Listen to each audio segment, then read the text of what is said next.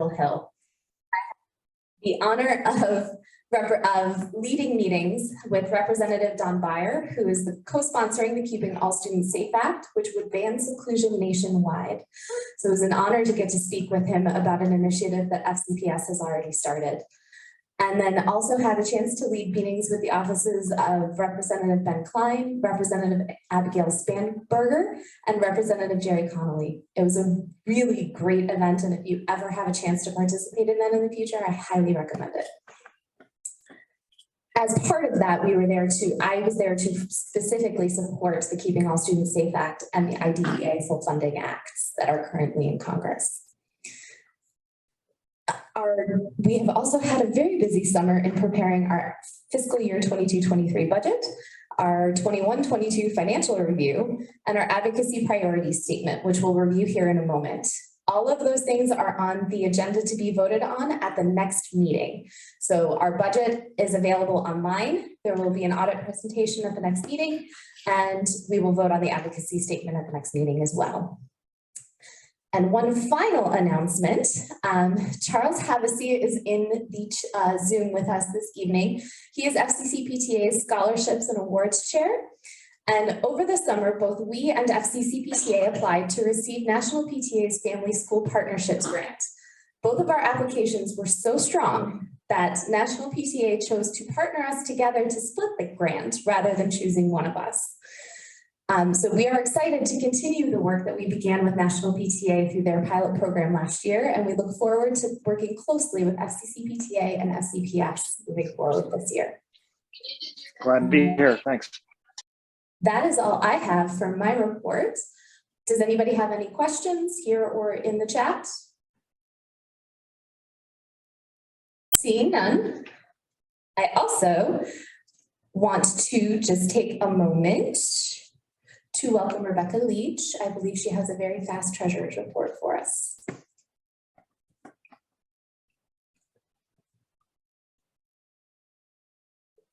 Thanks. Hi, everyone. Yeah, this will be very quick. So with PTAs, the fiscal year ends June 30th. So as Amanda mentioned, we had the audit and we started our new fiscal year July 1st. We've had no transactions in July. So not a lot of movement there. Our starting balance for the year is $11,032.13 with about $958 in uncleared checks. So that puts us right around the $10,000 mark. Again, as Amanda said, the budget is online, so please review it and we'll talk about it at the next meeting. I think that's it. Any questions?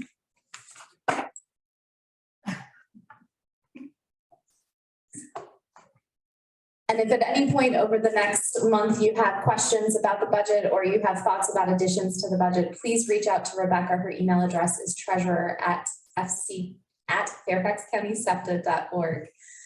Too many organizations and I'm dealing with the acronyms right now. Our next piece of business is to hear about the advocacy priority statement from our advocacy co-chairs, Diane Cooper-Gold and Michelle Cades. Can you guys please come up? Okay, so Diane's going to come be the spokesperson. Thank you. Okay, so, oh good, it's up there. So this is a pretty long advocacy position statement. We vote on it annually, and it sort of broadly covers the topics that we plan to cover over the coming year. Of course, at any point, things may arise that we hadn't thought of, so that we can address them when they come up. So if you, there is a handout in the back, and if you don't have one and would like one, we can make sure you get one. We will vote on this at the next meeting. So in the September meeting, we will vote on it. However, just to give you some ideas, oops, and I'm holding the wrong piece of paper. I don't even have mine. We'll just kind of broadly look over it. And some of these initiatives are things that we've been doing for a while here. So as you all know, or may not know, but many of you do, we've been very involved in literacy and FCPS and all facets of that, how that affects students with disabilities and a variety of disabilities.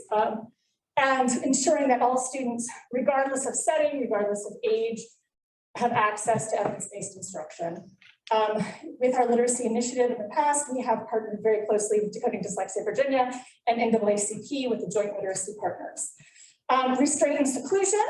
Obviously, that is something that SEPTA has been very involved with, and we are continuing to monitor that progress and very excited to hopefully see the plan when it comes out publicly. As of yet, we have not yet seen that. Health and well-being, as we all know, not just with the pandemic, but with the world as it is, and with our children's complex needs, there's lots of social, emotional issues and mental health issues that come up for our kiddos. And they uniquely affect not only our students with disabilities, but also our staff with disabilities. And so it's really important for us with advocacy, not just to represent the needs of our students and families, but also our staff. So the AIR report, the special education report, has been finalized. And so that report should be coming out this fall, I believe, maybe November. I don't know if anyone knows for sure. So we eagerly anticipate that. Next up would be the IEE, which is Independent Educational Evaluation Reform. There's been a lot of talk in the community and somewhat across the counties in Virginia about how IEEs are done. So that's something we'll be looking more into. IEP reform and parental rights. There's some news about town that there might be some changes to the IEP forms and processes. We want to ensure that parent rights are maintained and that our needs are represented in this process. Okay, adapted curriculum, looking there, we see that we're really looking to ensure that those on the adapted curriculum are actually getting the resources and the staff are getting the resources that they need. We've been hearing from staff that a lot of staff in adapted curriculum classrooms are having to create their own materials for things that in gen ed classrooms are widely available and already provided. So our teachers are having to do double labor there. Extended school year and school year readiness. This has to do with making sure that IEPs and 504s are in place as soon as a program starts, not waiting to get a couple weeks or a month into the year before accommodations and goals start being addressed. Staff equity and support, as you see, staff, we wouldn't be here without our staff. Our staff does this job because they love our children, they love education, and we love our educators. So we are a PTA, which means we're parents and teachers. So we are a team and we want to work as a team and make sure that our staff who do incredible work for our kids and who we really value, feel valued and want to stay. So we want to make staff life better. And if you are FCPS staff, please reach out to us. Let us know how we can help. We are a parent organization, but we do a lot of advocacy and we also want to support you how best we can through teacher grants and other programming. So accessibility in all curricula and materials, that's to ensure that all students, regardless of ability, have access to all kinds of programming, services, degrees, etc. And then there's some state advocacy priorities that affect our local students that we're very interested in as well. Of course, disproportionate discipline and criminalization of students with disabilities. That's going to be in the news probably a lot. It's been in the news a lot for the past several years. So we continue to keep an eye on that. One thing that we have been hearing consistently from teachers and parents is that large age ranges in special education classrooms, self-contained classrooms, are a huge burden for staff, and they greatly impact the effectiveness of instruction for students within the classroom. Let's see. Improve general education training, teacher training regarding accessibility, literacy, and instruction, and instructing students with disabilities in inclusive settings.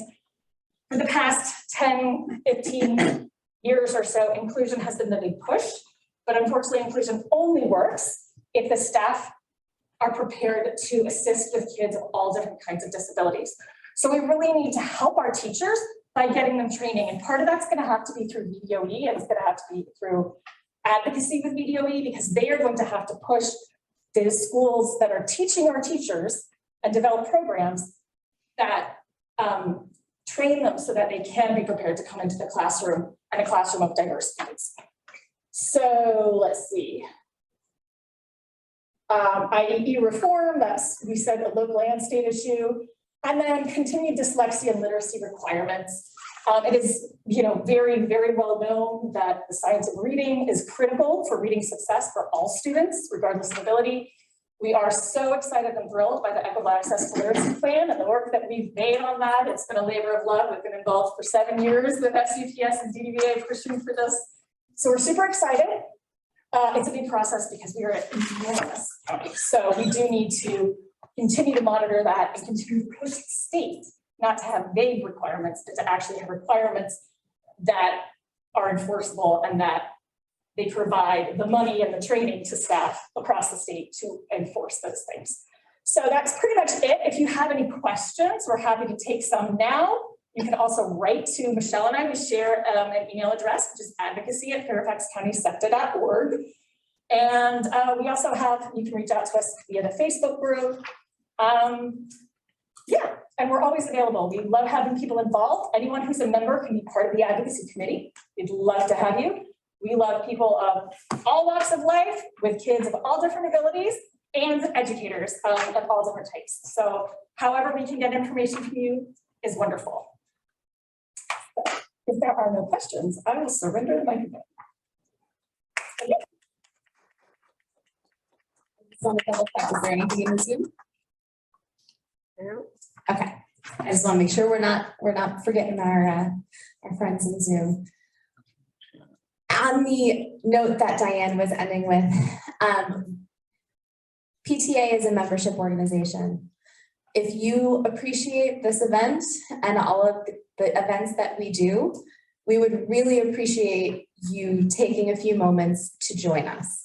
Go to fcsepta.ptboard.com and you can join us there. The funds we get through membership are really the main driving funds that we have to put on our events, to put on our award ceremony, to give out our mini grants. And so it is really critical to get that support so we can pass that support on to our community. So I encourage you to take a few moments and go join. And if there is any potential issues with the cost, we do have a line item in the budget this year for scholarships for membership. So please don't let that be a barrier. Please reach out to us. My email is president@fairfaxcountysepta.org, and we will be happy to work with you because you're why we're here. You and our kids, that's why we're here.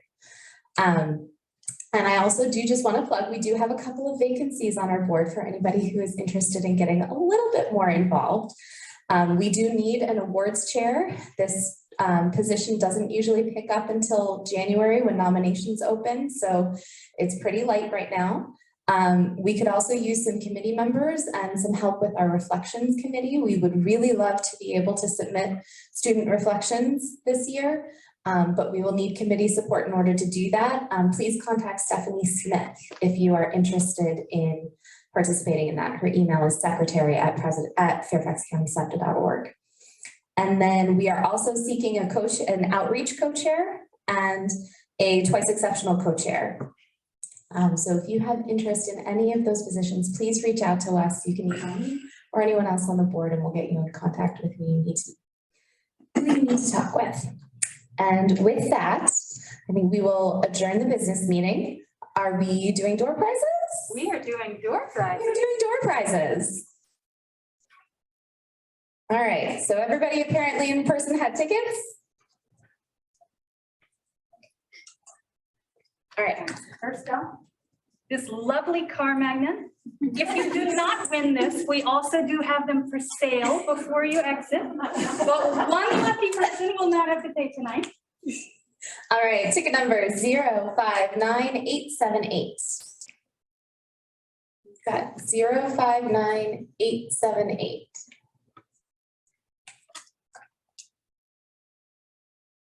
Somebody who's not. All right. Let's try another one. Next up, we have the All About IEPs book. Very nice. This is from Pete Wright from Wright's Law. 059870. All right. In that. The next book, I believe, is the From Emotions to Advocacy, also a Pete Wright classic. I need another ticket. All right. 059877. All right.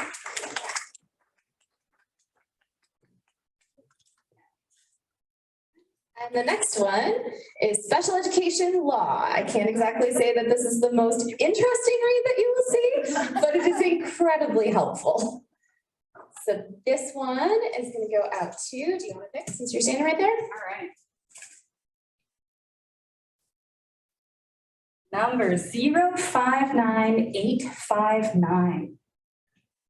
All right. already have it, so why don't you pick another one? Oh, okay, all right. Would you like a magnet? There you go, all right. Picking another one, let's see. 059876. All right.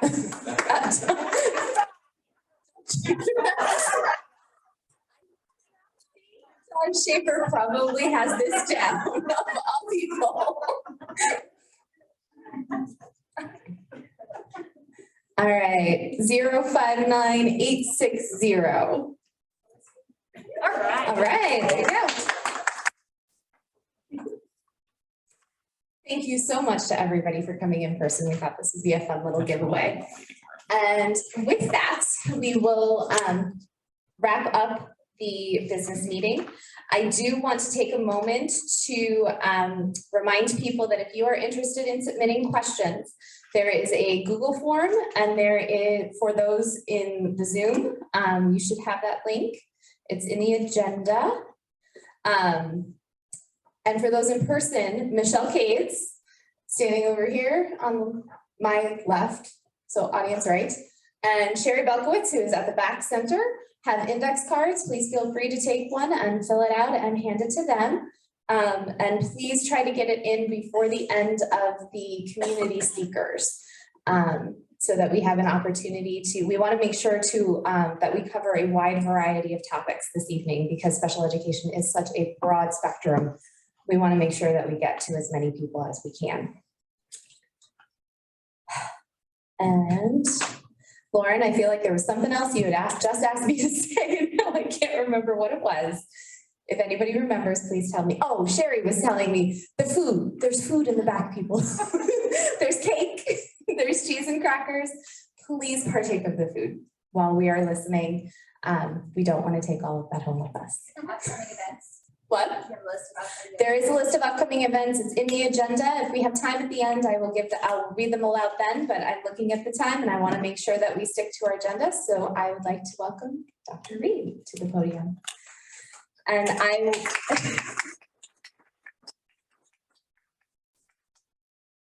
Dr. Michelle Reid became superintendent of Fairfax County Public Schools on July 1st, 2022.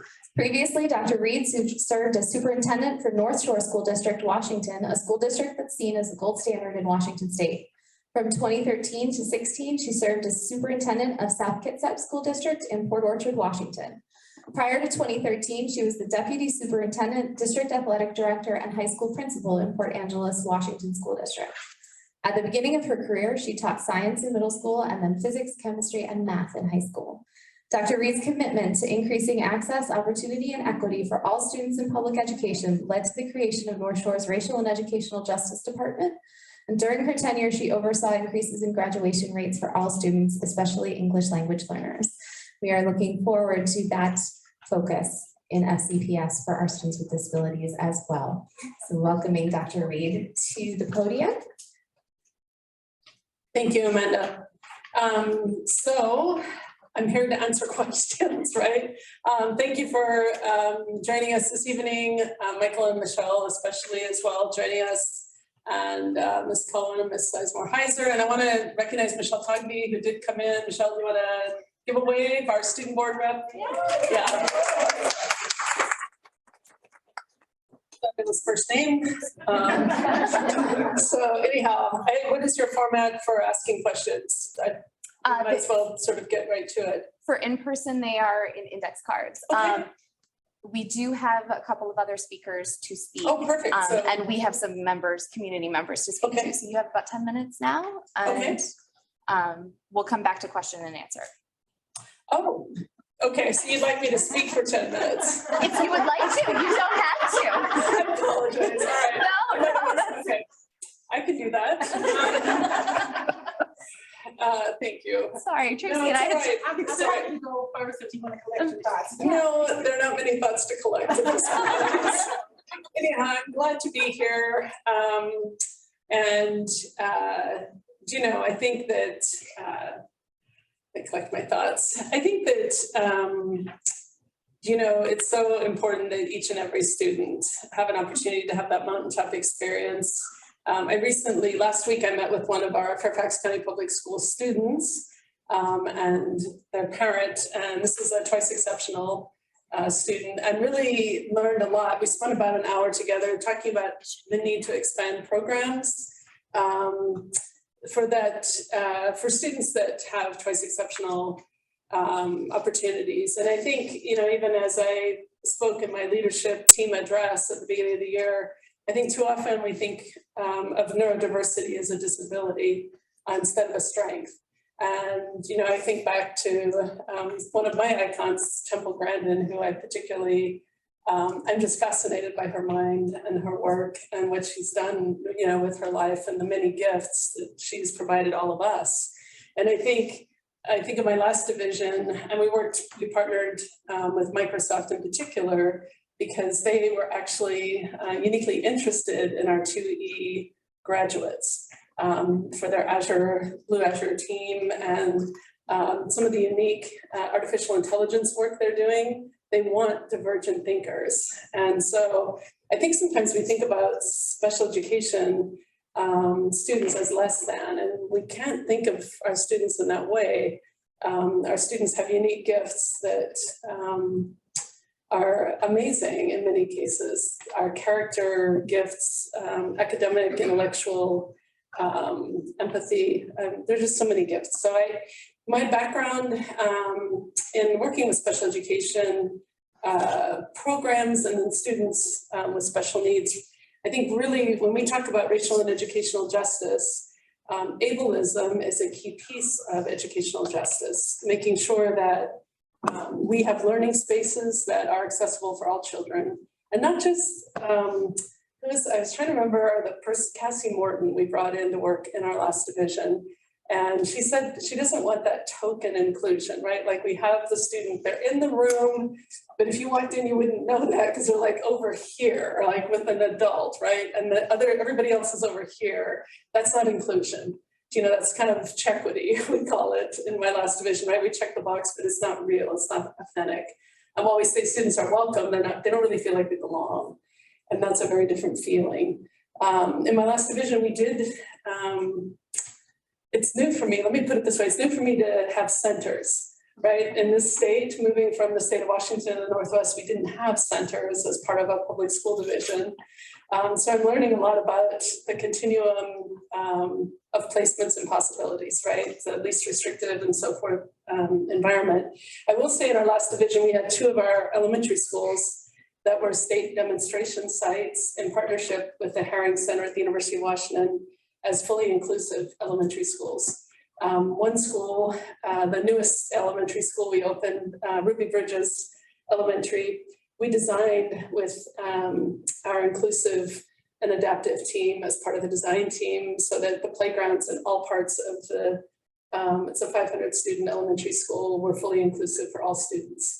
And we're very proud of the work that we did there. And Ruby Bridges herself was part of our opening and just talked about how important inclusion is at every level and at every purpose, large and small.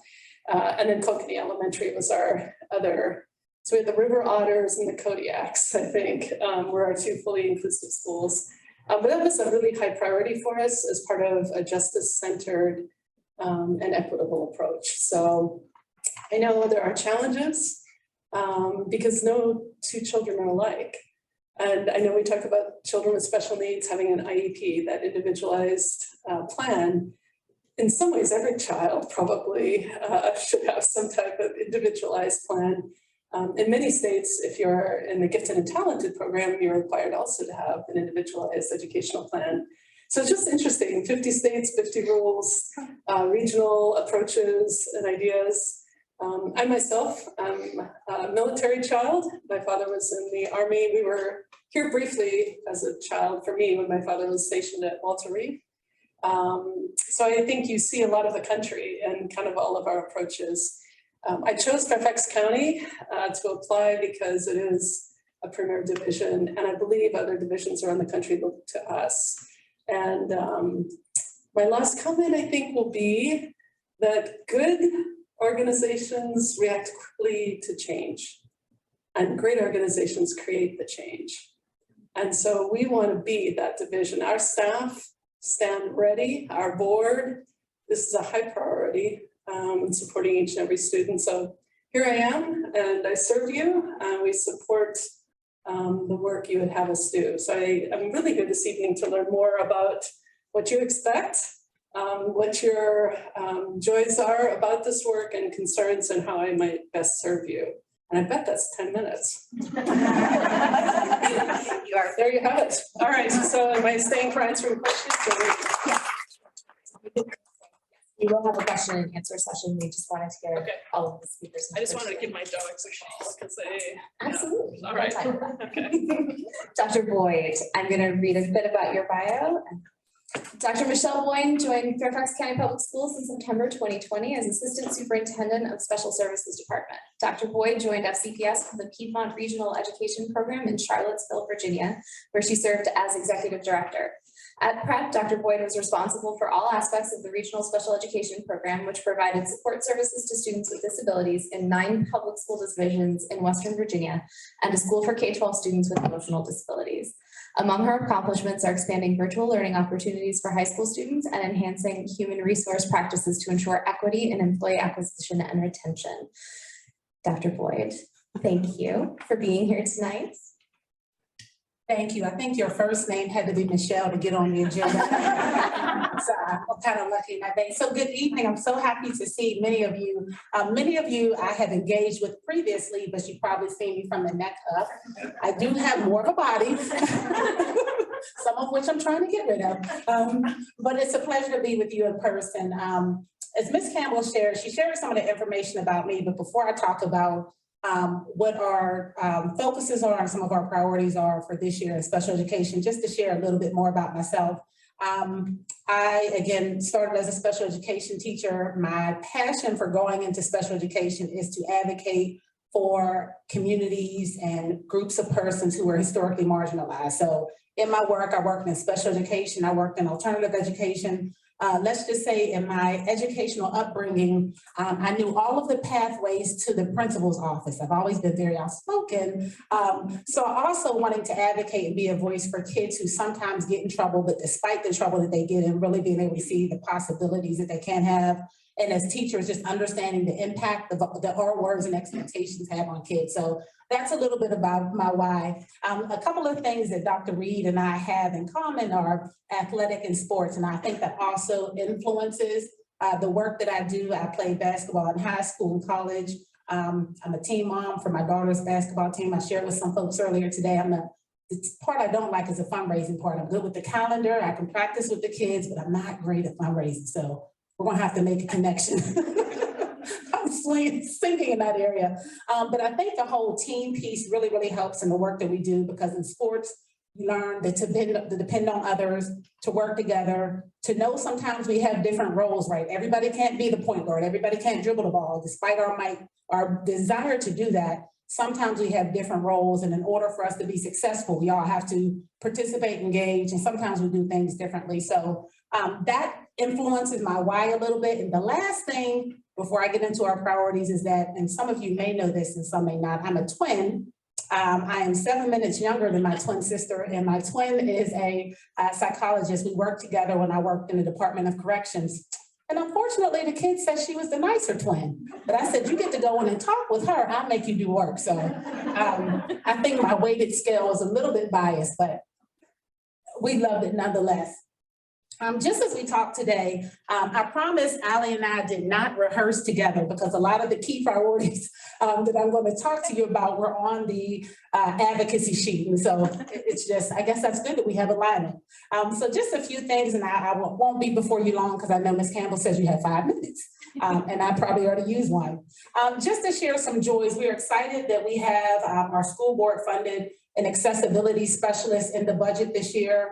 That person is going to fall in Mr. Bloom's office, in the Office of Special Education Instruction. And we're in the process of posting that position. That position is really, really going to be critical so we can make sure that we have somebody with a different lens that's continuously thinking, whether we're talking about curriculum, whether we're talking about communication, not just in special ed, but across multiple departments.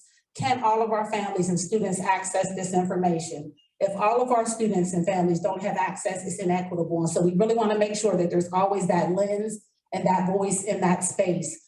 So we're really, really excited about that. As with all things, we'll learn and grow as we have this person to be on board, because of another friend of mine knows that one person, it takes time and it can't be in all places at all times, but we're really, really excited about having this accessibility specialist to be able to come on board. And we'll make sure that we keep you updated, perhaps in some subsequent meetings. Once we get that person on board, they can come and just give you a little bit of update.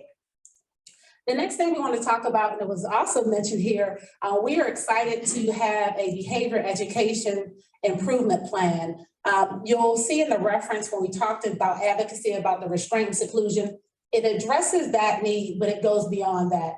We know that we're trying to make sure that we have strategies and our staff are comfortable with different ways of addressing proactively students' academic, social, emotional, behavioral needs. And so we have that support and collaboration with Ross Green, who is our consultant, but we're also providing professional development for staff across all boards. We talked about that disproportionate discipline, and we also talk about, just even on the gen ed side, some of our staff struggling and some of our students needing more supports. And so we have some universal professional development that all staff will be required to take to really support students behaviorally, socially, and emotionally. We have some tier 2 or targeted professional development that some staff will have to take in addition to that universal professional development that all staff have to take. And then we have intensive professional development that's a smaller group of our staff will have to take in addition to the universal and the targeted professional development. That plan, I know you're anxious to see it. Ali's looking like, where's that? Where's that? I'm sorry, Diane. It's looking, and I know I heard Ali's voice earlier. I thought I did too. There you go. I know you're anxiously awaiting that information. That will be posted on our website. We had a couple of tweaks to make based on some additional feedback. And again, that was developed in consultation with our consultant, Dr. Ross Green, who I'm sure many of you all are familiar with. So we're excited about that work. To talk to you about a couple of other things, we are continuing to work on our social emotional learning and also expanding our mental health supports. Again, that's really work that we're trying to do to address that disproportionality and really increase and enhance school culture and climate in our schools. We know that behavior is a manifestation of something else or skill gaps. And so we know that we're going to have to work to proactively address that. And we want to make sure that our staff are supported and our students have resources in that area. Real quickly, I won't talk long about the Equitable Access to Literacy Plan that was discussed earlier, but that is something that really is going to be pivotal in increasing our literacy outcomes for all students, including students with disabilities. And we have some tiered work to do around that too, as we work to decrease that achievement gap in literacy. So we will be coming back to you to get some information, to get some feedback. And I know that some of you all will be working on some additional subcommittees. Wink, wink. Another thing just wanted to share, we are piloting this year, and I want to thank Ms. Rossner-Steifenmer-Heiser for her advocacy. She doesn't know what I'm about to say now. See, I give a little lead, so she's prepared. We have been partnering to see how we can provide executive functioning supports in a different way for our students. We know that some of our students still need some support in executive functioning, but they also want to take X core classes, X electives, and there's really no place in the schedule. And so we're piloting some alternative ways to do that during the day and also outside of the school day. Again, it's a pilot because it's something that we've created. So we're trying to see if we can work out the kinks and ebbs and flows, but we think that this will really, really be helpful, particularly for our high school students who are looking to achieve credits, maybe take some different CTE courses, different things like that, AAP classes, et cetera, that they'll have some flexibility without having to sacrifice a support that they might still continue to need. So again, that's some of the supports that they may have otherwise received in the Strategies for Success class, but maybe they don't need that whole kit and caboodle. They just need a segment. They just need a refresher. So we have some different models, and we'll provide you with more updates on that. And last but not least, We are going to be sharing a special ed staff survey to our special ed teachers and our paraprofessionals. We disseminated that survey to our sports or our special ed administrators during ESY. And in essence, it's for us to be able to have more information from our staff, both professional and paraprofessional, about what their specific needs are. We might think based on the data, this is the need, this is what the data is telling us, but that's only one piece of the story. And so we want to have more direct feedback for what is it that you need as a teacher? What is it that you need as a paraeducator? What is it that you need as an administrator over special education? Your experience can be very, very different, and you want to be able to know enough so that you can lead the process. And so we're excited about that and getting that feedback. And I do want to give kudos to Ms. Monique Blunder, who served as my administrative intern last year, who developed this survey, and she continues to work really, really hard. She's a procedural support liaison, so I want to give her kudos in her absence, but we'll have to tell her. But those are just a few things, and certainly I know during a Q&A session, there will be additional information we can share. But as I take my seat, I just want to share that we are really, really open, and we encourage and solicit feedback both from our staff and our families.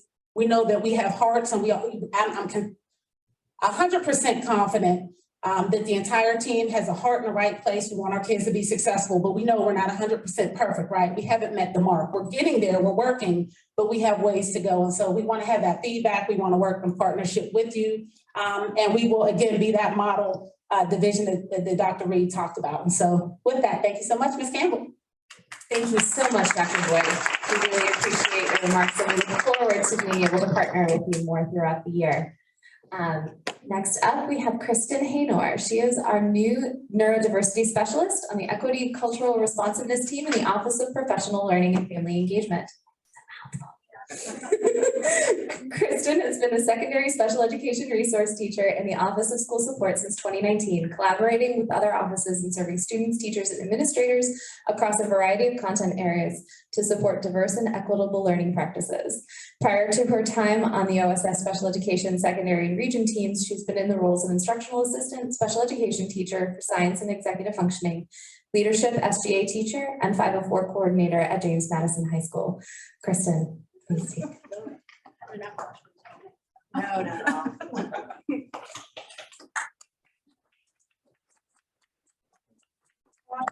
I am going to start my timer because you give me a mic and ask me to talk about neurodiversity, and you're not getting me out of here. So thank you so much to everyone here. I owe a lot of gratitude to many people in this room, individually and the group at large, for advocating for this position. This position would not be here without you.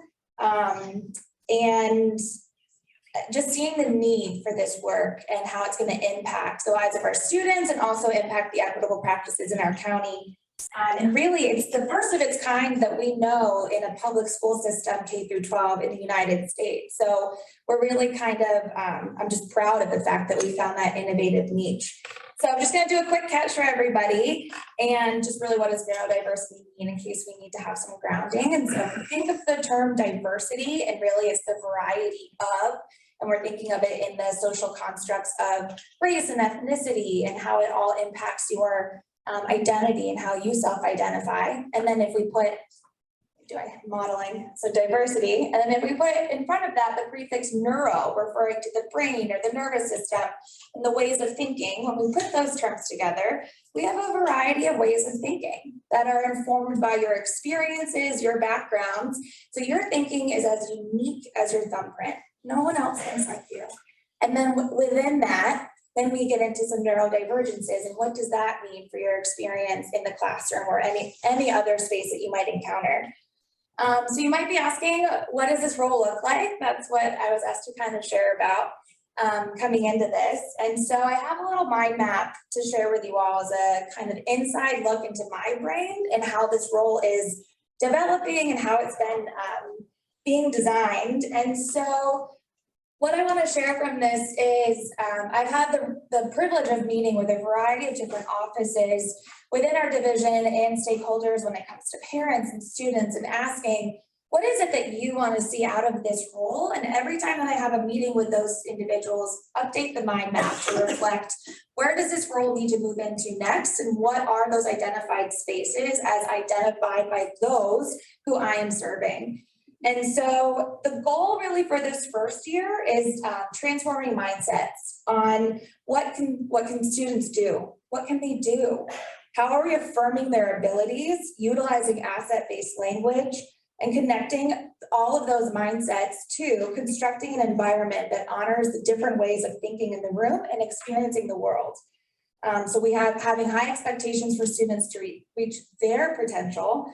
And I just want to share some of the feedback from some individuals in just these first couple of months of engaging in this learning, and did a structure of I used to think and now I think. And I'm going to share some of the feedback from those individuals that now I think, in which they shared neurodiversity is an asset. I'm now going to be more intentional about changing the environments for students to flourish and grow. Instead, I used to try to help students assimilate to the classroom. All students have superpowers. I must celebrate and encourage expression and ways of thinking, and everybody brings a unique gift to the party. So I thought those were some pretty powerful points of share that a lot of individuals had from some of the learning that we've engaged in. So really wanted to use this mind map to ground the work and know that at the forefront of everything, this is an equity through line, and how are we challenging our own assumptions for what a student is experiencing, and how are we talking with and about our students? How are we being mindful of the language and the mindset that's being portrayed? And so just going to share my favorite quote that really I think is a great summary of my role. And I'm sure you've heard this before, but if a flower doesn't grow, what do you do? And you just give a shout out. What do you do? Change water, the environment, right? So not once do you hear you fix the flower, because we never question that the flower doesn't know how to grow. The flower knows how to grow. We just need to support that flower in being whatever that flower is meant to be. And so my favorite quote is from Alexander Den Heijer. When a flower doesn't bloom, you fix the environment in which it grows, not the flower. And so I'm really looking forward to interacting with this group. And just to give some more insight, I am the only neurodiversity specialist. And so with that being said, I'm looking forward to partnering with this group, and especially with the Parent Resource Center, to disseminate resources and information. And I'm really hoping that it grows, wink, wink. I don't know who has the power to do that here, but would love to see a neurodiversity team to really move this work forward, because as you can see, this is just an initial representation of the work that needs to be done. And I'm gonna do my best and work nonstop to make sure it happens. But I think the more people that we can have behind and having this mindset, the more powerful and impactful it will be. So thank you all for having me here, and I look forward to our collaboration.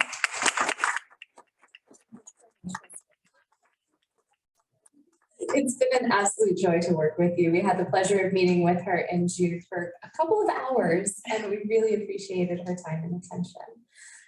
We are going to move to having our community speakers join us.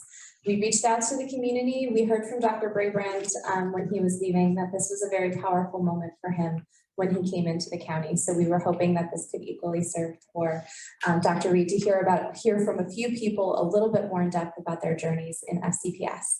So the first speaker that I would like to invite is Kelly Eliakubi.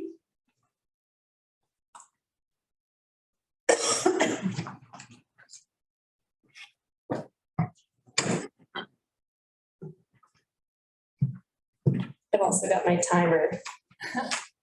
Getting the mic. Good evening. I'm here to advocate that FCPS must make it an urgent priority to meet the needs of students with A, dyslexia, and B, 504 plans. When my child was in grades 3, 4, and 5, I tried to alert the school that his spelling and writing seemed off. Because he always passed his reading SOLs, I was told there was no reason for concern. I begged the school reading specialist to give him a core phonics test. It showed his phonics were nearly 4 grade levels behind. Like so many others, he was then given the Wilson Just Words intervention. I later found out that just words is not appropriate for dyslexia, as stated by Wilson and by a Virginia State hearing officer for special education. Private testing showed that my child has moderate dyslexia. Everyone agreed that a 504 plan was more fitting than an IEP. We got the 504 plan in place before middle school. 7th grade began, and I tried to stay aware of his schoolwork as a busy working parent. I emailed each teacher a friendly reminder about the 504. I was also told my son would receive Orton-Gillingham, OG, structured literacy during his advisory period. I was thrilled because private OG tutoring can cost up to $100 an hour. 7 months later, I realized with alarm that my child had received almost none of his 504 accommodations. He was supposed to get, for example, an audiobook of a class novel, but didn't. For 3 months, he was quizzed and tested on that novel unit without ever having access to read it.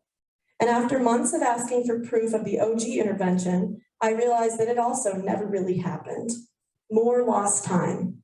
I alerted the school, the regional principal, the pyramid support liaison, Monique, the 504 senior specialist, the Office of Due Process. There were dozens of meetings. I filed a disability discrimination complaint, and I found this group, SEPTA, and I even consulted attorneys. FCPS's investigation into my discrimination complaint reads, and I quote, "The evidence supports a conclusion that your child's 504 plan was not consistently implemented, which impacted his access to his educational program. To date, FCPS has not explained why his 504 plan was ignored. FCPS also later suggested Lexia tutoring to make up the OG, despite knowing that Lexia, like Just Words, is still not appropriate for students with dyslexia.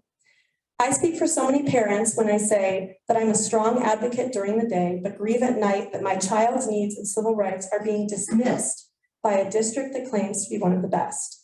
Why aren't our children given the access their 504 plans grant them? Are children too busy, or are teachers too busy, too uninformed? Do schools view 504s as special ed light?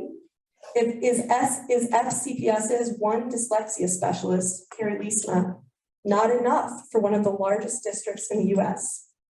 Superintendent Reid, dyslexia is the most common neurocognitive disorder. It affects 85% of all those with learning disabilities and 20% of the general population. 20% of the FCPS student body is 36,000 students. Yet most students with dyslexia are left behind by FCPS. Who will prioritize them? Who will provide Orton-Gillingham curriculum that meets their needs at school?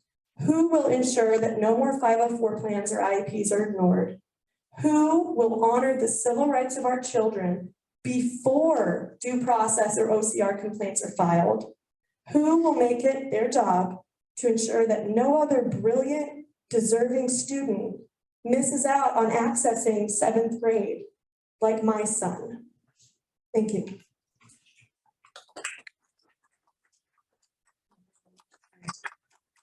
Faji, can you please come up? I'm gonna step in front of you. SCPS has a slogan that they meet the needs of every child by need and by name. I wanted to highlight a fantastic example of this staff commitment in PE teacher Brian Silva at Hunters Woods Elementary. My 3 children have very different needs and strengths, with 2 of them having IEPs for multiple disabilities. And he has reached each one through his personal attention, flexibility, and awareness of the individual capacity of his students. One day, my oldest son had a dentist appointment. When I checked him in, his class was at PE on the field, so the office staff directed us to go there. Mr. Silva greeted my son, took the book that is always in his hand, and asked him to begin laps. My son did so immediately, despite often being reluctant to engage with other teachers in other classes. Mr. Silva explained, "I know which class activities your son might struggle with, so we have agreed that he can do laps if the class is doing something he can't do. After a certain number of laps, he returns for his book and he can take a break and read." Knowing that his teacher genuinely understood his needs enabled my son to participate in PE. Last year, additional funding was available for schools. Mr. Silva and his colleagues developed an after-school bike activity at which my daughter finally learned to ride a bike. We tried several approaches at home over the years without success. She is now a very happy, proud bike rider, thanks to Mr. Silva's caring, patient, individualized approach. My youngest son has significant needs. Mr. Silva's documentation of my son's struggle in PE helped our local screening committee to find him eligible for special education services. His ongoing kindness and flexibility makes PE class possible for my son. All three of my kids have benefited enormously from Mr. Silva's teaching, and we are so grateful to him. He is a great example of how a specials teacher can individually impact a huge number of students. Thank you.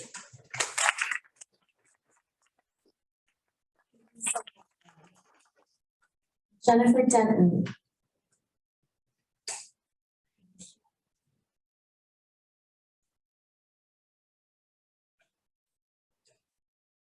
I don't have a timer, so you'll have to cut me off. Thank you for the opportunity to briefly talk about my experiences with special education in Fairfax County Public Schools.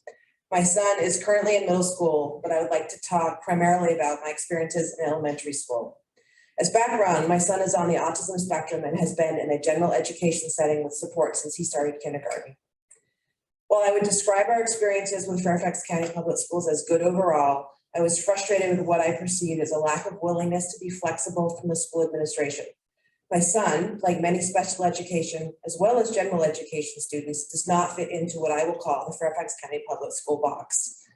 As an example, while he qualified for OT services, the traditional OT provided in the school setting was not beneficial to him. I had many meetings with teachers, and at every IEP meeting, I stressed the need for sensory heavy work to help my son regulate himself and be more ready to focus during instruction, and offered suggestions like playing basketball in the gym before the day got started or taking books to the library. In third grade, he told me he wished there was a sensory room in the school. I was always met with, quote, "We will look into that," but nothing ever happened. I was told by the administration that they did not see a need for a sensory room. My son told us that he would benefit from a sensory room, and it was dismissed. In sixth grade, my son was a safety patrol. He carried cones to the crosswalks and helped them set up in the morning and took them in after school. That was heavy work, and that helped him start his day well. Something like that would have provided my son with heavy work and would have been easy to implement, but was not considered. This is one example, but does exemplify my experience. The school administration was not willing to think outside the box and work with me to identify things they could put in place to help my son. They were only willing to provide what they already had in place and nothing more. I advocated for a peer mentor throughout elementary school for my son and was never successful. He has repeatedly demonstrated that he benefits from positive role models who are older and or more mature. I was always given a list of why it was not possible. My son participates in a sailing program during the summer. The program includes kids from ages 7 to 18 and junior and senior instructors who are high school and college age. Every summer, my son has these older kids as role models, and he makes big leaps in maturity and development. This past summer, at age 14, my son told me he wants to get a job next summer because his friends have or are getting jobs.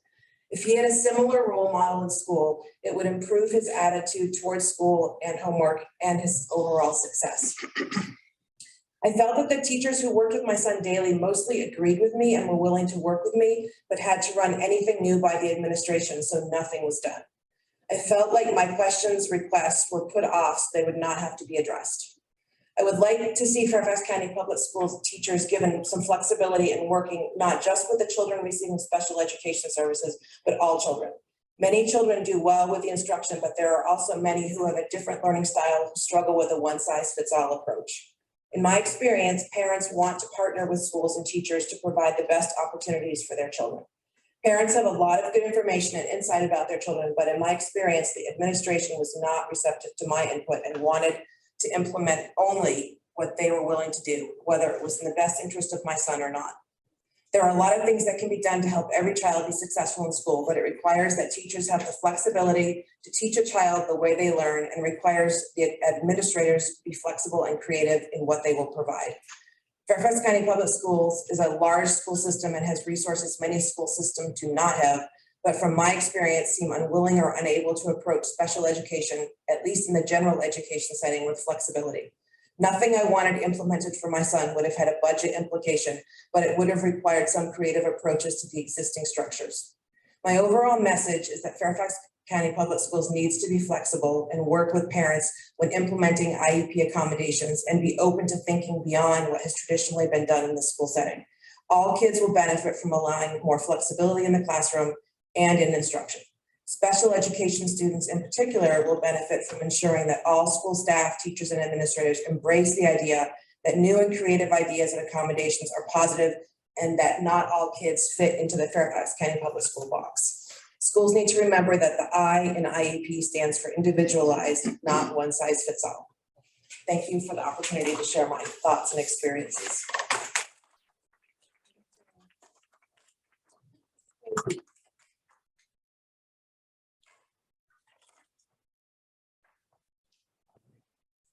We really appreciate everybody who took the time to create these statements and share them with us tonight. Thank you.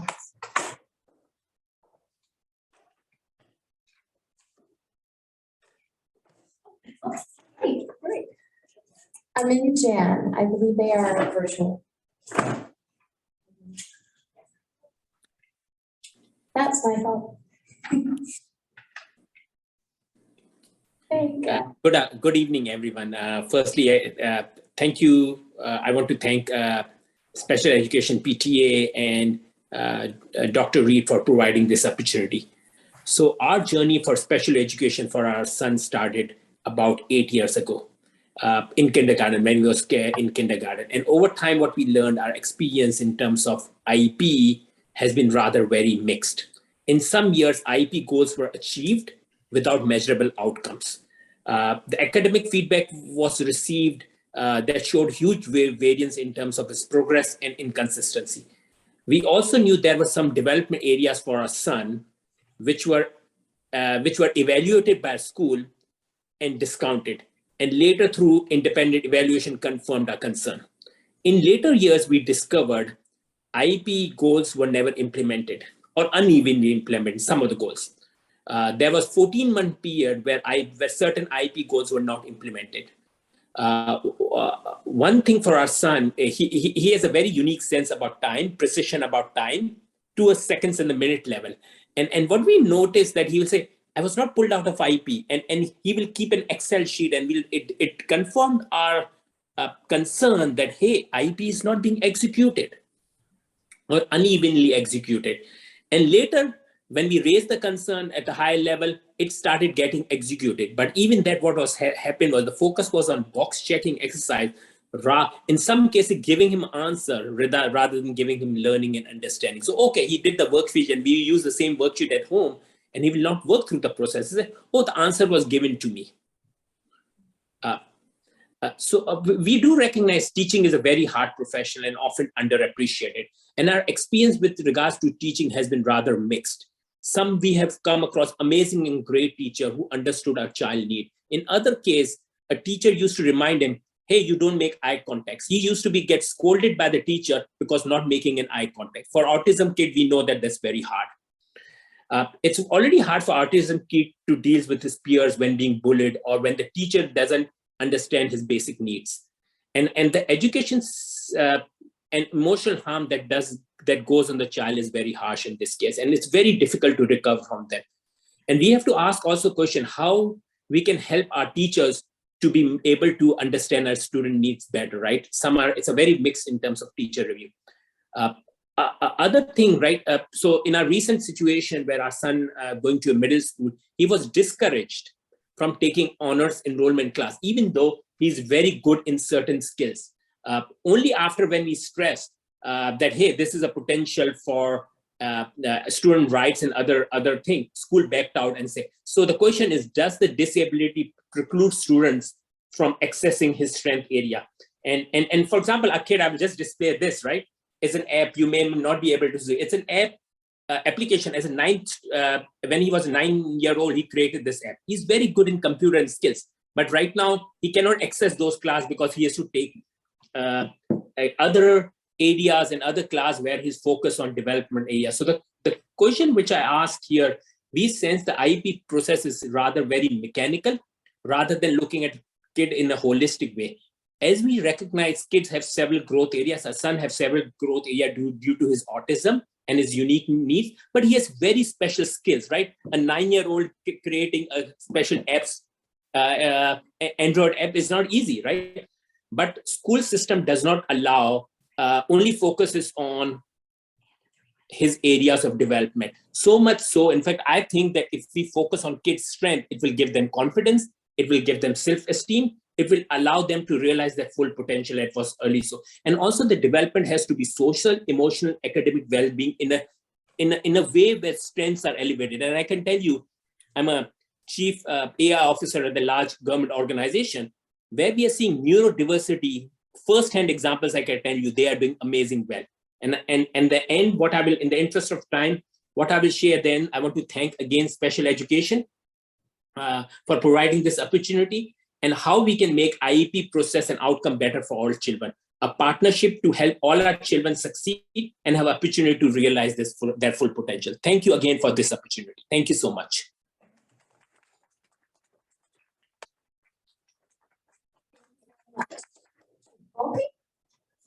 Take stage. My name is Kate Volpe. I'm a parent of a special needs student on board at SEPTA, and last year I worked as a substitute teacher in FCPS. When my son was planning to start kindergarten, we were told he would need to be in an enhanced autism class, and we started looking to buy a house in the school boundary that had this class. Little did we know we would hit the jackpot by selecting a house in the Silverbrook Elementary boundary. Silverbrook supports inclusion in so many ways and can serve as a role model for other elementary schools for what inclusion can look like. As the special ed chair at Silverbrook told me, the culture is that all staff know and are committed to inclusion. All students, no matter where they require services, start and end the day in the general education setting with their peers. They eat lunch, go to recess with their peers, and when appropriate, participate in specials. The staffing and scheduling to support this and ensuring quality of instruction is an incredibly tricky puzzle to figure out, but the school makes sure it happens. The school has purchased the curriculum for the Positivity Project, and the character traits of kindness, fairness, acceptance, and others are incorporated into daily and weekly themed lessons. And last year I started a buddy program at Silverbrook, and it was easy to do with a staff sponsor and a small budget of $200. I know some schools in Fairfax County have buddy programs, but it would be great to create a list and encourage other schools to start one. And I've created an easy how-to guide on how to put one together in some simple steps. I assumed all this was the norm in Fairfax County, but after talking to other parents and working as a sub last year, I was shocked to see that this was not the norm. At another school I worked at, the students in the enhanced autism class had absolutely no interaction with general ed peers, not even lunch or recess. And they were so desperate to interact with peers. I saw them look longingly at their peers when they saw them in passing the hall and tried to interact with them, but because they had no experience with it, frequently, it didn't go over well when they tried to interact with their peers. My son has about 50% time in general education, and these children at this other school had similar communication and attention abilities, and they had 0 hours. Another friend of mine was a former teacher and had to use her network as a teacher to ask lots of questions and find out which school would be the best for her child, so she could buy a house in that district. I hope you'll consider creating a list of best practices for inclusion that could be shared with all schools. Maybe even collecting data from IEPs about how much time students have in a general ed setting across schools and publishing this data so that parents could see which schools are models for best practices for inclusion, or including on schools' web pages what programs they have to support inclusion. Dr. Reid, I was really inspired by your introductory remarks, and I'm so excited to hear more about what you created from your previous school district. Thank you.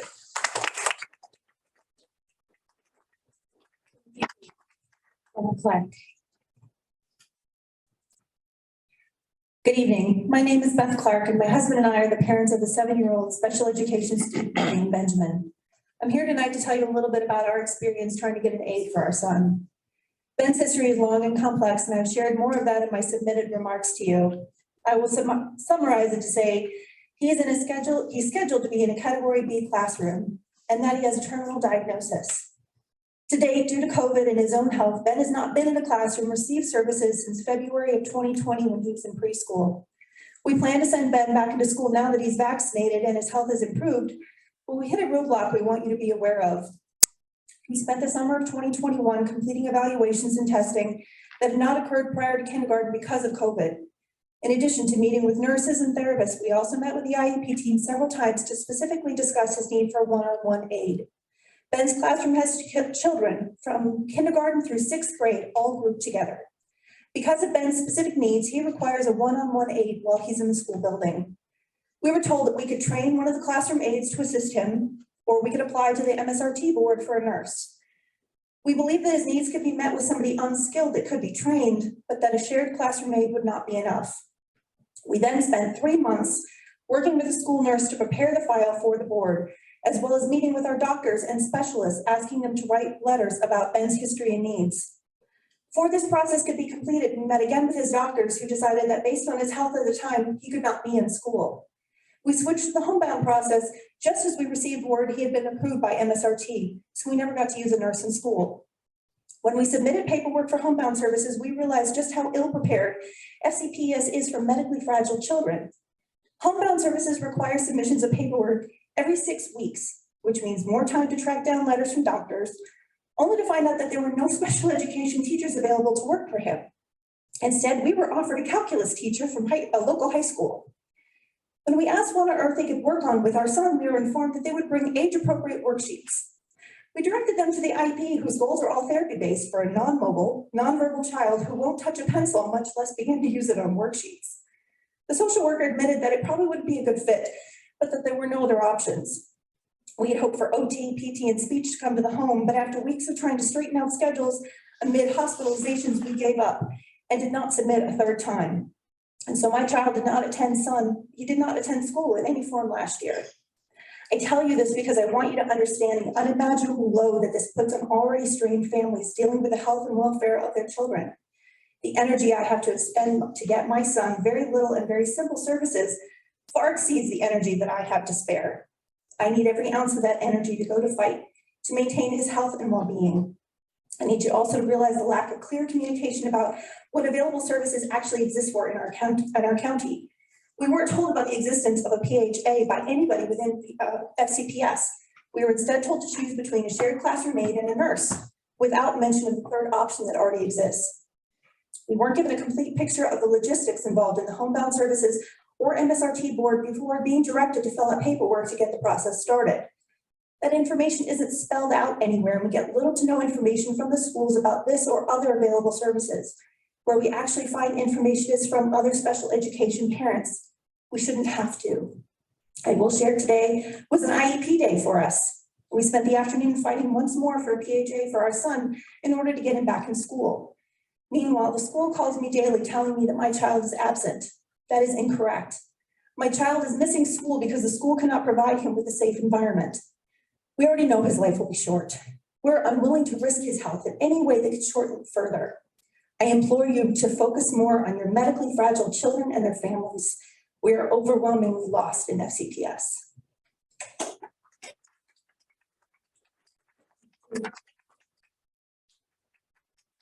Thank you very much, Beth. And thank you to everybody who shared tonight. We had some very powerful stories shared this evening. Thank you. We are now going to open up the floor for questions and answers for Dr. Reid. If you would like to come on back up, Dr. Reid. Michelle and Sherry are going to direct the questions. And can we potentially have our other guests come up as well? Yes. Yes. Dr. Boyd, and Ms. Haynor, yep. Feel free to come on up. It's going to be a panel discussion. Feel free to bring up chairs. And we have far more questions than we have time to get answers for. So we're going to ask you to just attempt to be brief in your responses, which may very well just be, I wasn't aware of that, or we'll look into it, and that's okay. And we will also share the full list of questions with Dr. Reid's office and Dr. Boyd's office after. I will not promise any individualized follow-up. I cannot guarantee that. I know that there is a lot happening with all the community conversations, but we will make sure that the office gets all of the written statements from tonight as well as all of the questions. Thank you. All right. How are you shifting procedures to increase consistency from school to school? And mandate that schools follow best practices that are currently only being recommended by central office?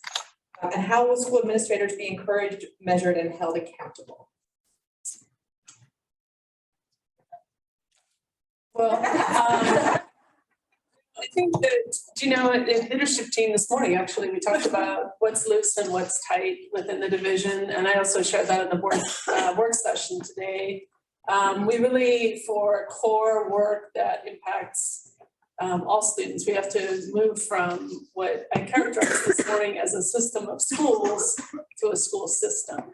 And I think there are some things we want licensed to do and other things we simply all must do. So I don't know if you want to follow that. Yes, and can you hear me okay? So just an update, some of the things that we're doing, we are shifting some of our practices.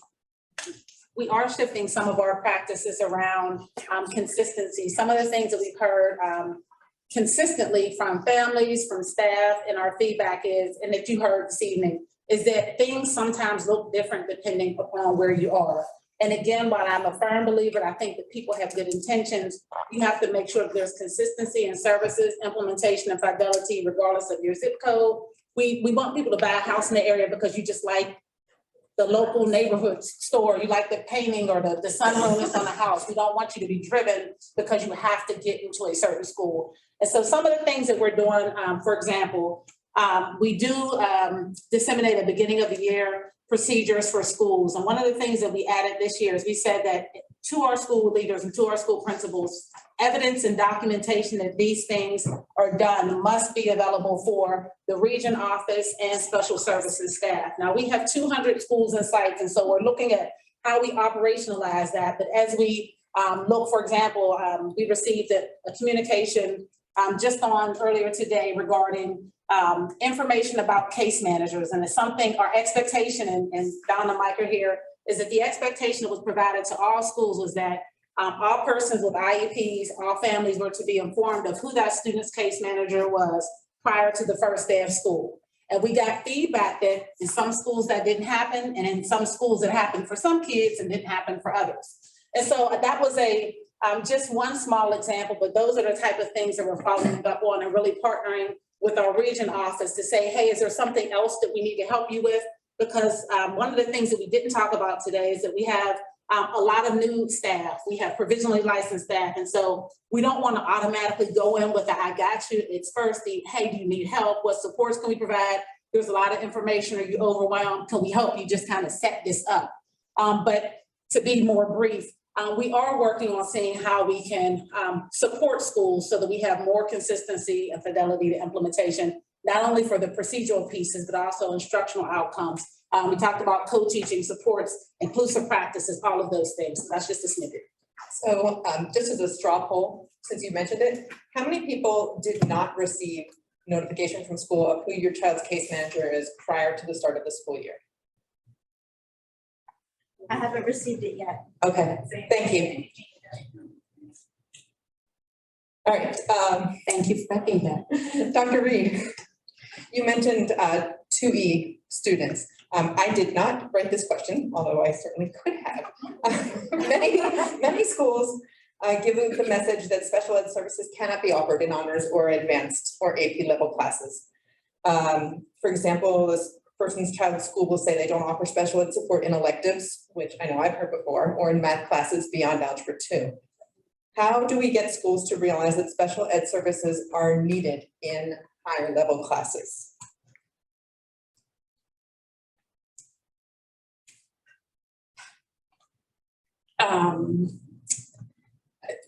We simply provide them. I mean, it's a, I don't know, I'm not sure how to answer that question. Where I come from, we provide them. So it's, yeah, we provide them. There you go. We all heard it.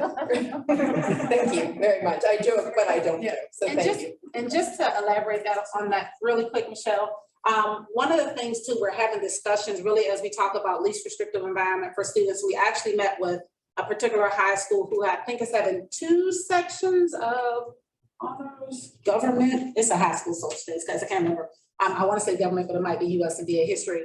But anyway, as we talk with them about that, we want to talk, as we're talking about least restrictive environment, because we talked about inclusive practices, we're talking about, again, where the student needs to be is what supports does the student need, and explain to me why that can't happen in the gen ed setting. Sometimes it's not appropriate, and sometimes a student's least restrictive environment is a special education class or is a special ed center. Dr. Reid was just with Key, Kilmer, and a number of our other centers.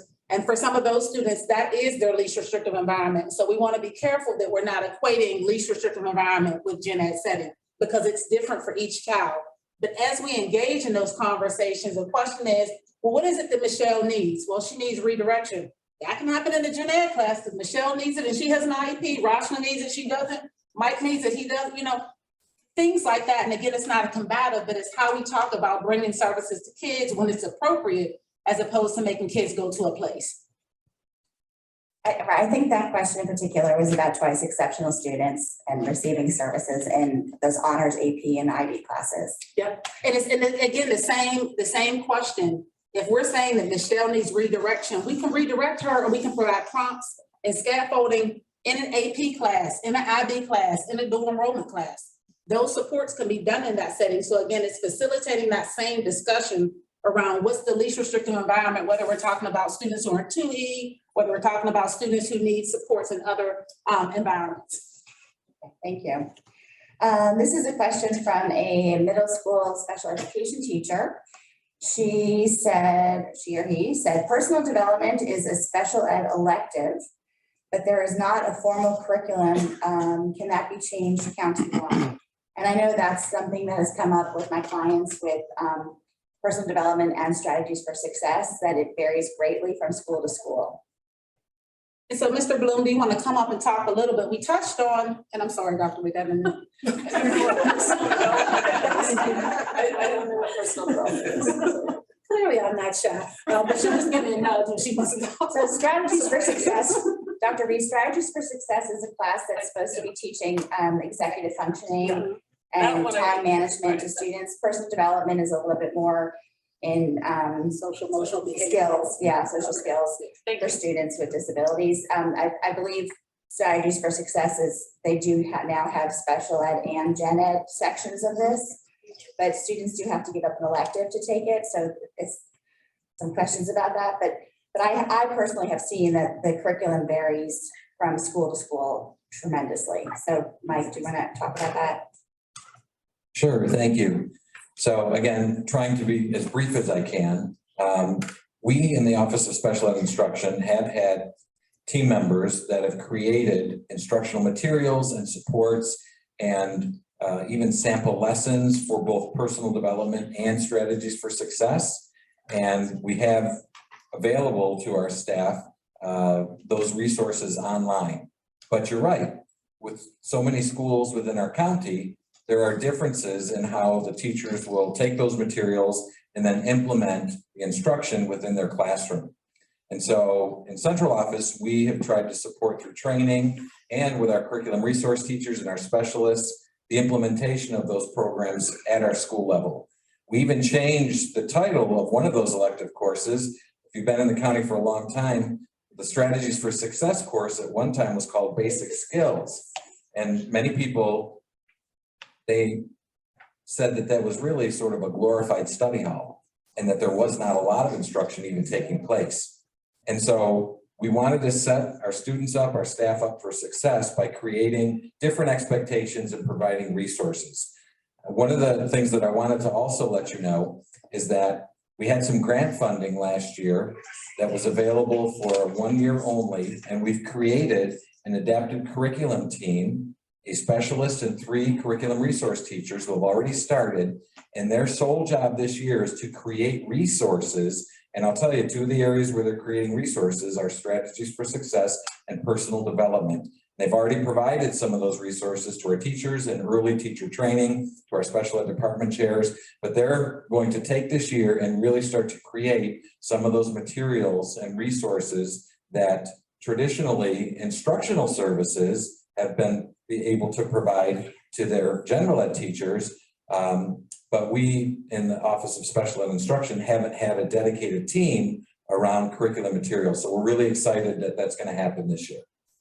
All right, thank you. Dr. Reid, many in FCPS are high risk for COVID or have high risk family at home, particularly in our population. In particular, what are the school's plans for improving air ventilation and reporting on that?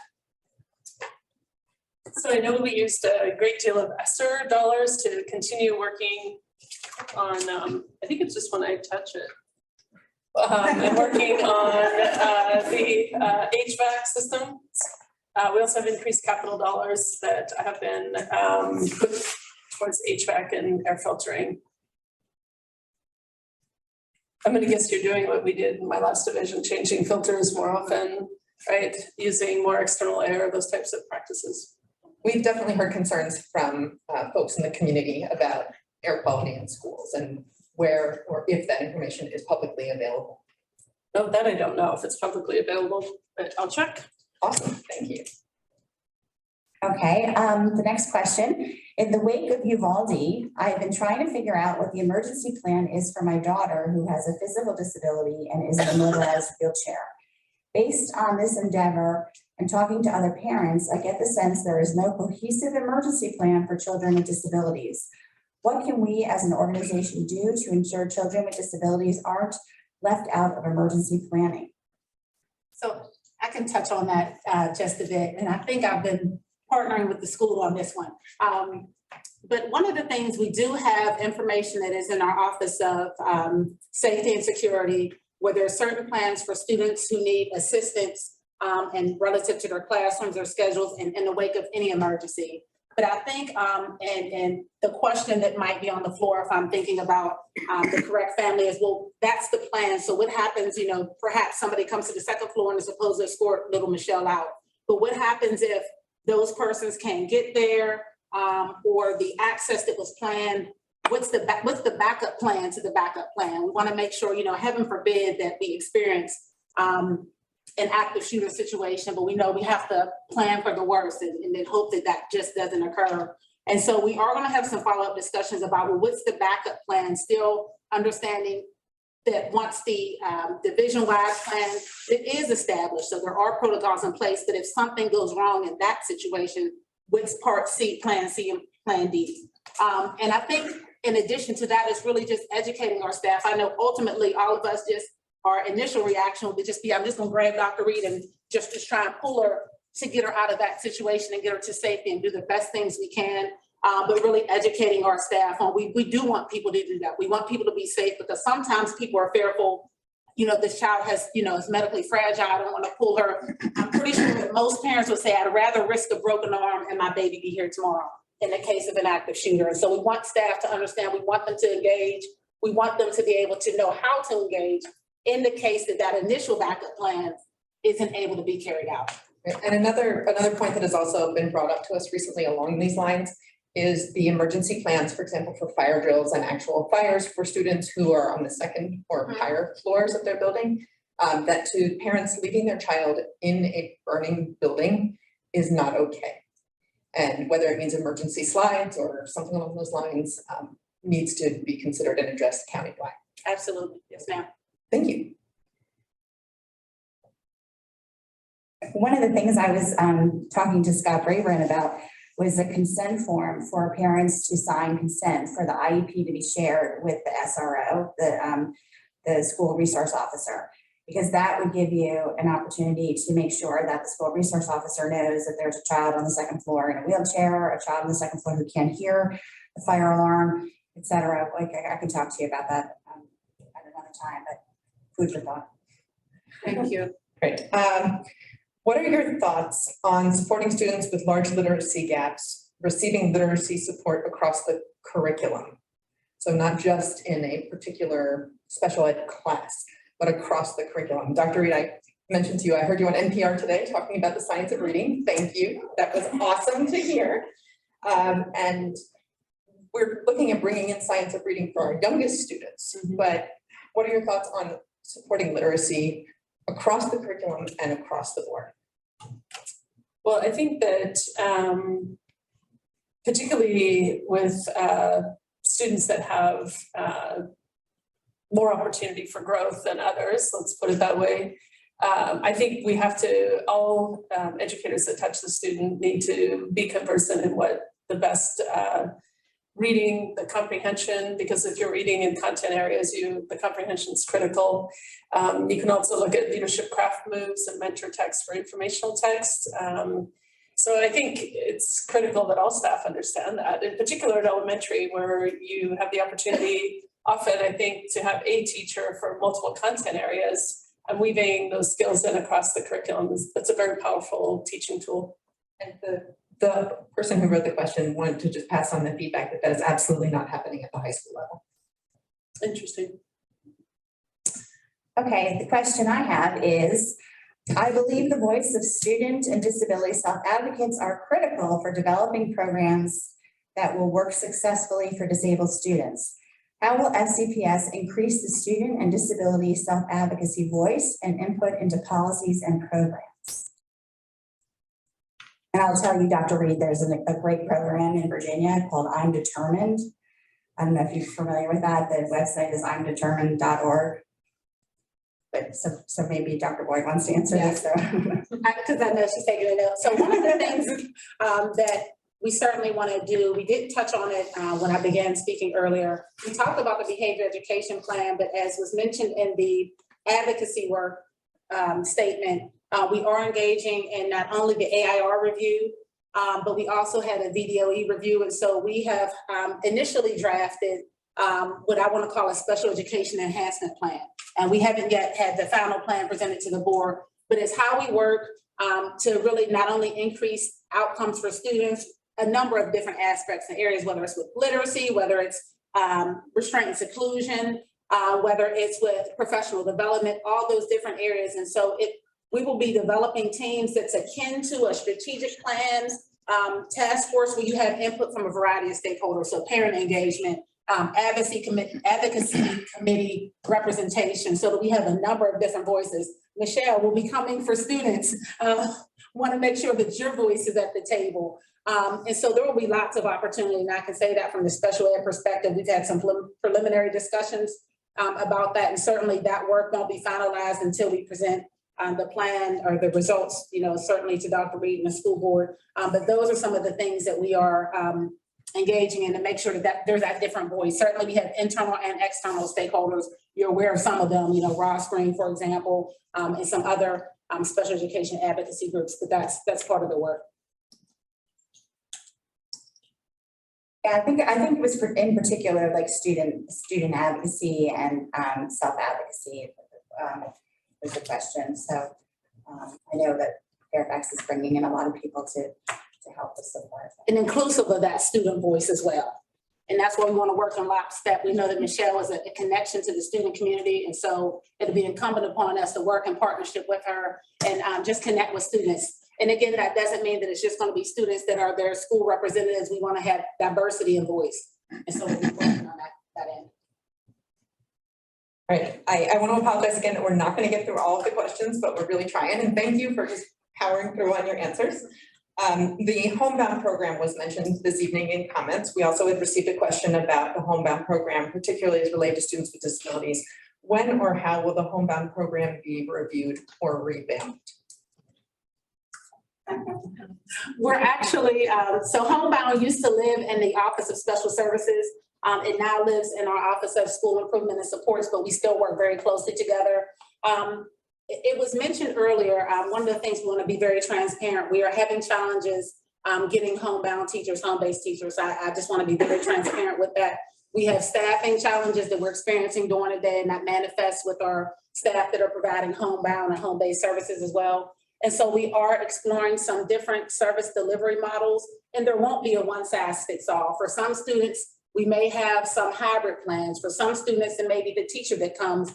But we are looking at that. I know Mr. Greenfelder, that's a priority of his work. He actually had an additional staff person added to his office that's going to be helping to provide leadership for those non-traditional programs, inclusive of homebound and home-based. And so those discussions are currently underway. Okay, this question is for Dr. Reid. And And I did not write this question. I'm just the messenger, I swear. Why does FCPS continue to use expensive counsel from private law firms with taxpayer dollars to fight parents who file special education complaints? That's my question. Thank you. It was not mine. I would say that likely if there is legal action initiated, we have to have counsel participate with counsel from the initiating action person, the plaintiff, right? Our hope, of course, is that we can resolve differences without having to go to legal means. But I think in my experience, not every resolution is resolvable prior to a legal encounter, but obviously that would be our goal, to be able to sit down and resolve issues without that. I think the question was why use private law firms? Why not use your in-house counsel? Oh, I would have to ask that question. I'm not sure. And I think just to provide some background, we just recently expanded our counsel office. And so previously there were fewer persons. And so now there is an expanded, and I'll probably use the wrong word, but FCPS counsel office, so that we're not having to contract out, but we had to build capacity. And again, it's not that all of that counsel is for due process, but they support us as we review our processes, and they help us with a number of other pieces as it relates to regulations and things like that. But our FCPS counsel office is now more expanded, and that happened within the last year. I'm going to shift this question more just to a comment to bring it to your awareness. There are some students with disabilities who are at high schools that do not have academies, but the students are enrolled in academy classes, particularly to take work preparedness courses. But some of those students, even if they didn't have disabilities, are not being provided transportation from their high school to the academy due to low numbers of students who need rides. So that is something that is currently going on, and we are busing students to AAP centers, but not providing consistent transportation for students going to our academy classes.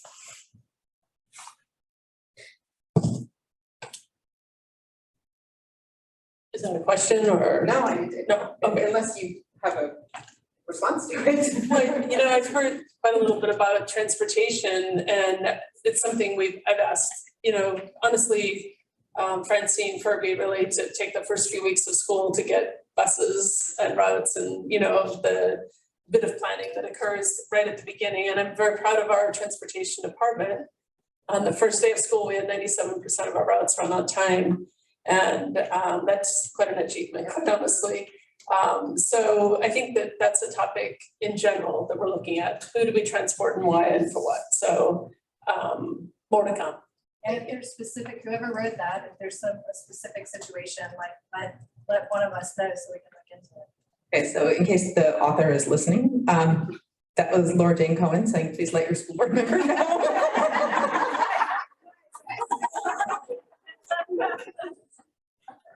Okay, so these are a couple of questions about inclusion. What are some ideas you have to be more inclusive of high support needs disabled children? High support needs disabled children. And how can FCPS claim to be inclusive when there are 7 FCPS schools that are 100% students with disabilities?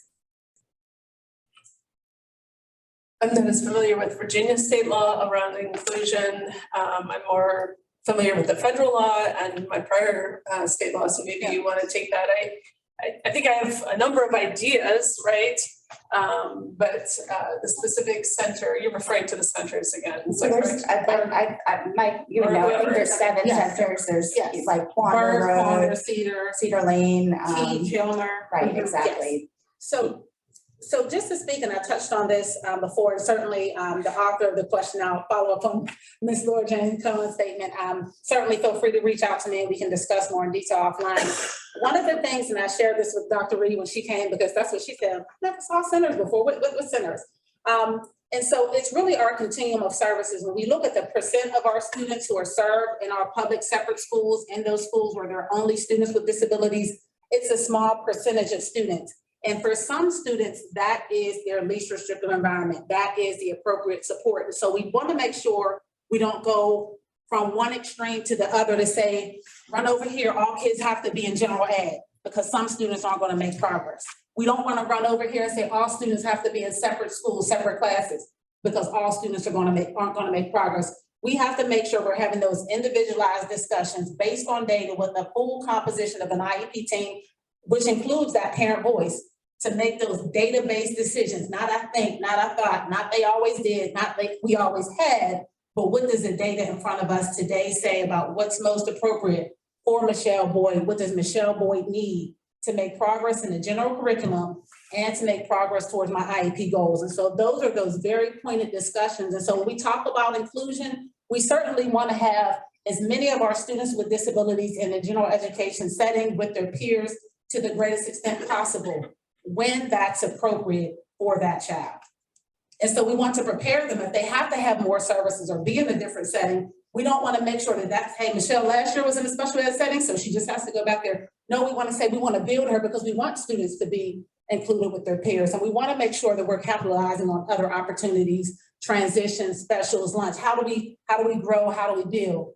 But when we talk about our centers for some school divisions, and I can share because when I work for a regional program in smaller counties, there's not the capacity, there's not the resources. And so for kids who can't be appropriately served in their base schools, those students are being served in private day schools. Now, yes, we have kids in private placement too, but in the absence of our public separate schools, more of our students will be being served by staff who are not FCPS staff. And I'm a little bit biased, we're not perfect, but I'm just gonna say we're better. And again, I admit my bias, right? So we're trying to get there, but I just think we just always wanna be mindful that it's not all hands in on one area or the other. We really have to make individualized decisions. And I will admit, we have to do better. We have to make sure that we're bringing resources to kids, that we're having those discussions. And that's where that professional development and parent education, so that when we all come to the table, we're all looking at the data so we can make a collective decision about how Michelle's gonna make progress in the curriculum and on her goals. So to just throw in a little request, in terms of partnering with parent education, please feel free to push out to parents that SEPTA exists. We can talk more offline about giving out information on parent resources, and we're certainly trying to spread the word about our organization because we're young. This is only our 6th year. We have probably a dozen more questions that clearly we're not going to get to, but just so that Dr. Reid, some of the topics include school counselors. I honestly think if you just ask him, I can probably try to give you a very brief answer. Okay. I mean, we have a hard stop of 9, so we really just want to be absolutely have a hard respectful. And we'll just speed round. Okay.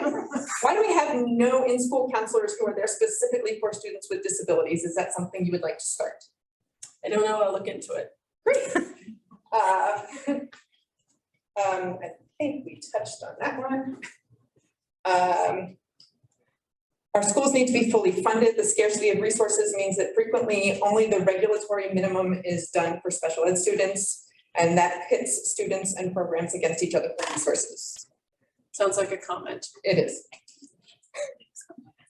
Do you find it equitable to place children who are in kindergarten through 4th grade in the same classroom just because they are all autistic? No.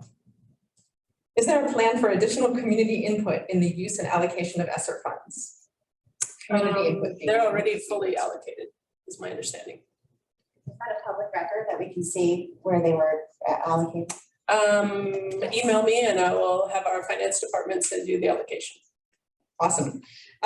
Please speak to resources for social opportunities for our ID young adults who are still in the FCPS system but have difficulty finding programs that are good fits because they may have less support needs than their peers.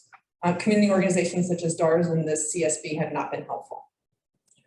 Is this young people who have graduated and adult transition? Who are young adults, they are in beyond 12th grade, who are continuing to receive services. Can you do that in 2 minutes?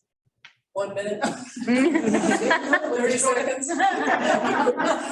We'll follow up. Fantastic. All right. Thank you. Our high school, this is mentioned at Justice High School, although I do know that this happens at some other schools as well with AP or honors, for example, is going to do an IB English for all. There are other high schools, for example, where it's honors English for all or honors science for all. starting next year. Special ed parents are concerned, should we be? I think special ed parents, I don't think it's any more concerning than a course you might otherwise be in. The laws require supports that are appropriate accommodations or modifications. So whatever the course is, those will need to be, I can stand between the two of you if I need to. Whatever the course is that A lot of high schools that have IB programs say that they cannot give accommodations to students and have them get IB credit. I don't believe that. Well, next question. Yeah.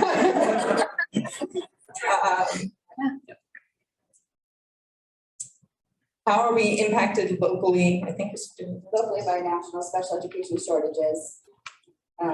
Staff who have high caseloads or class sizes, not wanting to add to their stress, but at the same time as a parent, it's my job to make sure my child's needs are met. Where is the good balance? We've all heard from staff members who are overworked, who aren't getting lunch breaks, who don't have support. I think that's what that's. Yeah, we're continuing to hire, even probably at this hour, and working on recruiting or growing our apprentice teacher program.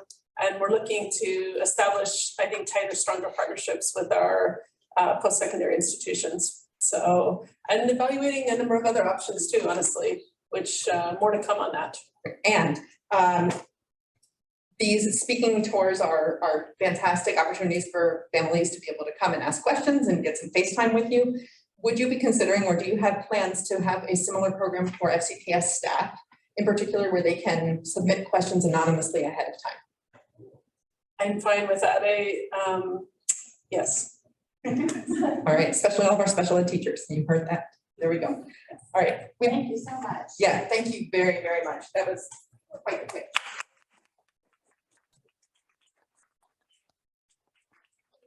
Dr. Reid for being here tonight.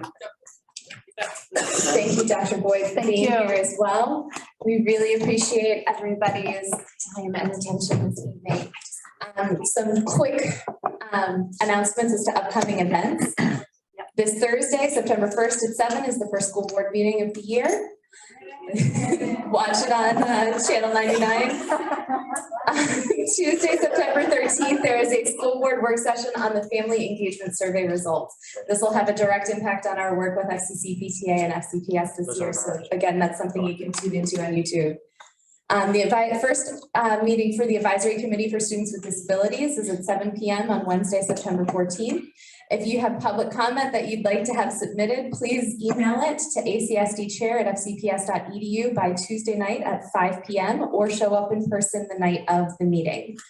And then our next meeting, SEPTA's next meeting, our general membership meeting, and transition to adulthood, it's never too early to start, with special guest Beth Felsen, will be Tuesday, September 20th at 7 p.m. and that will be for a fully virtual event for everyone. We will be voting on, as we said, the budget, the financial review, and the advocacy position statement. So we encourage you to attend.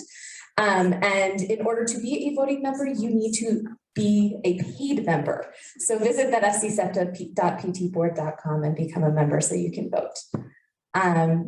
We will be closing out the Zoom momentarily, but Rachna Sizemore-Heisner would like to. I just want a quick update on something that came up. Just Diane had mentioned about the AIR report in maybe November. Diane had mentioned about the AIR report maybe in November. I just want to give a quick update that it will be presented to the school board at the work session on October 4th and probably posted on board docs, hopefully a week beforehand. So just keep an eye out for that. That's it. And we need to. Thank you so much. And eat cake. Eat cake. Oh yes, eat cake, please. Please take cake home with you. We do not want to take it home with us, please. I mean, I will if you really force me, but have a wonderful night, everybody. Thank you to those on Zoom who joined us. Thank you again to the FCPS IT staff for your help. And we look forward to seeing you next month. Have a great night.